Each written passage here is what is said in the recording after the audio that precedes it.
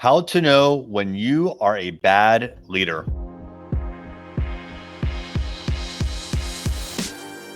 Hey there, it's Erik J. Olson. As I continue to interview other entrepreneurs to find out what makes them tick and to learn from their mistakes and their successes, one of the persons that I just interviewed, his name is Todd Palmer. He is the author of a book named From Suck to Success. Turns out, I didn't know this at the time, but he is also an EO member just like me. And he grew a large company and then he retired and sold it. And now he is a business coach. And we were talking about lots of different things when it comes to growing businesses and lessons learned and some classical mistakes that entrepreneurs make. And bad leadership, unfortunately, is one of those things that, frankly, we all have in common. And what I mean by that is there's always an opportunity for us to improve as leaders. And usually the problems that are in our organizations are because of us. We either don't set the expectation, or we don't correct the action, or we don't do something, or we do something that's destructive. And that results to the poor results that we see in our organizations and that usually we want to pin on someone else. But the reality is we're almost always at fault.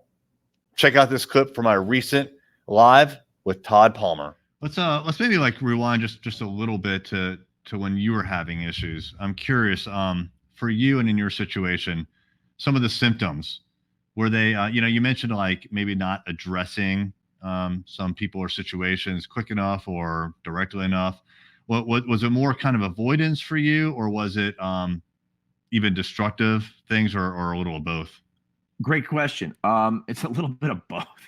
Yeah. So I call it the avoid dance. I just would see you coming down the hall. I know I got to address you, and I would just like find a way around you, or not come into your office, or stay home, or be on appointments that really weren't happening because I didn't want to deal with you, until it got to such a high crescendo that I had no choice but to deal with you as an internal employee. Because the reality was, at least the size of my business was, I had 24 people working for me at one point. Who picked all those people? I did. Who led them? I did. Who had the KPIs for them? I did.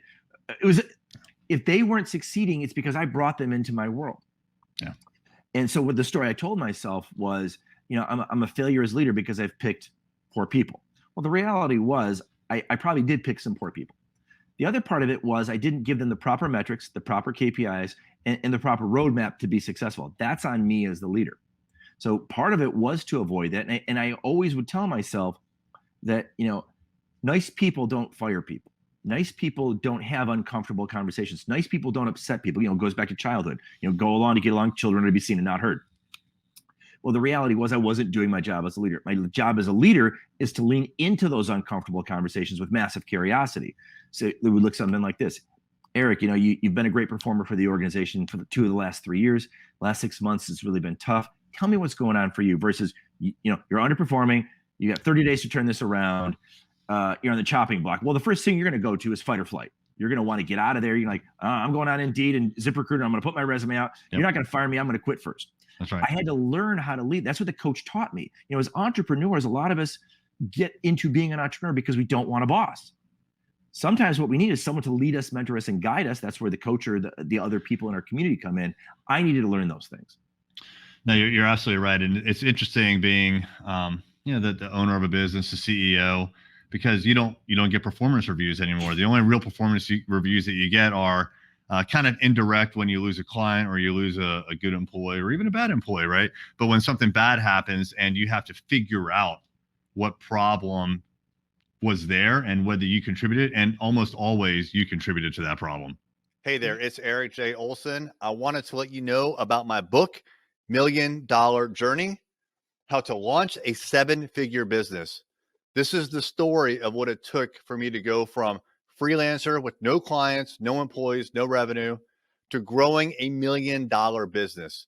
It took me 8 years, and I made a lot of mistakes. And all of those mistakes, and more importantly, lessons learned, are in this book.